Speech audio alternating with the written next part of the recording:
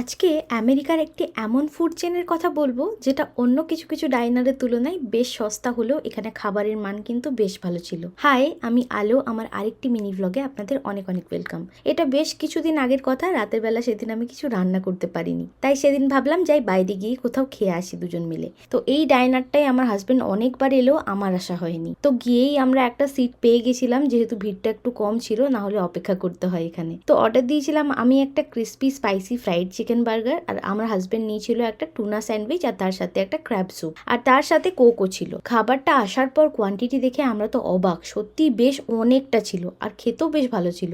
আমি তো পুরোটা ফিনিশও করতে পারিনি, আমি হাফ খেয়েছিলাম, আর সত্যি বলতে ফ্রেঞ্চ ফ্রাইজ খেয়েই পেট ভরিয়ে ফেলেছিলাম। আর হাজবেন্ড তো বললো ও স্যুপটা বেশ ভালো ছিল, আর টুনা স্যান্ডউইচটাও ভালোই ছিল। তো টুনা তো আমি খাই না, তাই টেস্টও করিনি, আর বলতেও পারবো না কেমন ছিল। আর ক্র্যাবও পছন্দ করি না, তাই স্যুপটা এক চামচ খেয়ে আমার কেমন একটা গন্ধ লেগেছিল, তাই আমার ভালো লাগেনি। কিন্তু ও পছন্দ করে বলে ওর বেশ ভালো লেগেছিল। আমার বার্গারটা নিয়েছিল ওই $17 মতো, আর টুনাটা ছিল $12, আর স্যুপটা ছিল $6। তার সঙ্গে ট্যাক্সও ইনক্লুড ছিল। তো আমরা অন্য ডাইনারেও খেয়েছি, দামটা বেশি থাকে কিন্তু কোয়ান্টিটি কম দেয়। একমাত্র নিউ ইয়র্কের একটা ডাইনারে আমাদের খুব ভালো লেগেছিল খাবারগুলো। তো এই তো ছিল আজকে shorts. Follow for more, by.